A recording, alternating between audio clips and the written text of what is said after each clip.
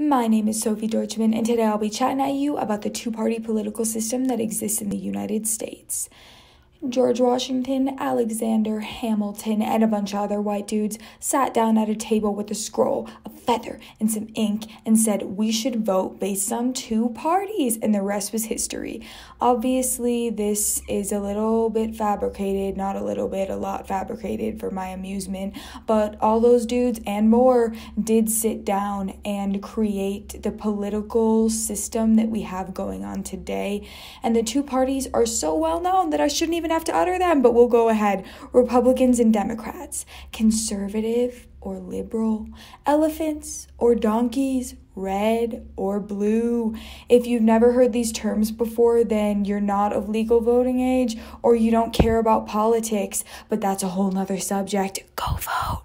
The two-party system has been a cause for many awkward family dinner arguments, bar fights, breakups, and more. The real facts are that the two-party system creates a divide between people, it's a detriment to democracy, and it influences the heavy political polarization that's apparent in the United States today. And I want to start by talking about the divide between people caused by the two-party system.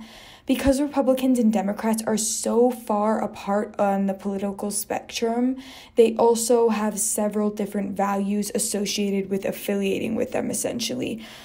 So, generally, Republicans agree that there should be restrictions on immigration and abortions, lower taxes, and more gun rights. And generally, liberals agree with the exact opposite. No restrictions on immigration and abortion, higher taxes on the rich, and less gun rights. Do you get where I'm going with this?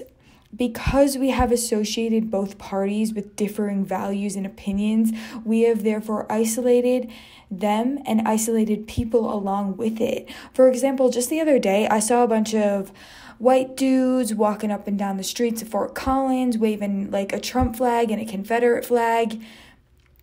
Were they trying to get a news appearance? Were they just simply demonstrating freedom of speech? Were they trying to get a pack of liberals to jump them so they could finally shout, "Look at what these crazy snowflakes are doing to us. It's not Trump supporters who are aggressive. Look at these animals." Whatever their motive was, they were getting a lot of stares, especially since Biden is already sitting in his pleather chair with his feet up in office chilling. The fact of the matter is, as much as we want everyone to get along, it's never going to happen. People are always going to quarrel about differing opinions. Speaking of differing opinions, senior political science minor Carson Pico came on to talk about another political aspect that causes issues for Americans. I think that a lot of our problems don't necessarily stem from the two-party system, but it's more just how our elections are run in general. And that does go back to the Electoral College. And that's just because we have all these people fighting for votes, and popular vote doesn't even matter in the end, just because we have the Electoral College that eventually just gives out their votes to one of the two parties. Back to my spiel, the reason why I think the two-party system is a detriment to democracy is this. Quotations. A house divided against itself cannot stand. End quotations. Who said that? Abraham Lincoln, another white guy, of course, but he actually makes some sense with this statement. Democracy is all about different cultures and people coming together to unite, and this quote means that if people don't stick together, their illusion of unity will come crashing down on them. Political polarization is a term used for individuals who assume political attitudes to an extreme. This means someone who's extremely liberal or extremely conservative to a point of not being able to listen to the other party without vomit creeping up their throat. Political polarization can be seen in many situations.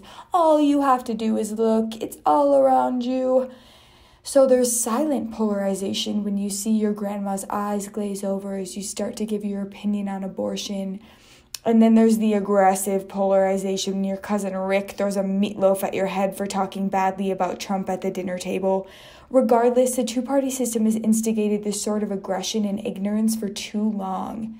People should at least be able to sit down and have a civil conversation about their differing political opinions without exploding.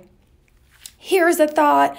What if there wasn't any system? To backtrack a little bit, independent parties have existed for almost as long as Republicans or Democrats, but they have no chance at taking office when so many people affiliate with one of the two main parties. To regain a sense of unity and democracy and overall human connection in the U.S., we need to abolish the two-party system. If we relied on voting for someone solely because of matching values and policies, then every candidate would have a chance at taking office. The issue with this, as mentioned a little bit before, is that values are already associated with political parties. And this is why we as Americans need to start disassociating values with parties. Voting based on values and policies would also help voters to research candidates ahead of time and make a more informed decision. Because there's many a time when people just go ahead and vote for the party that they associate without actually researching the candidate. For example, you go to vote, and on the ballot, there's just a list of candidates and their running mates. No parties at all. So voters would have to research beforehand and see which candidate best lines up with their values and policies. Reporting for Bear Voice, I'm Sophie Deutschman.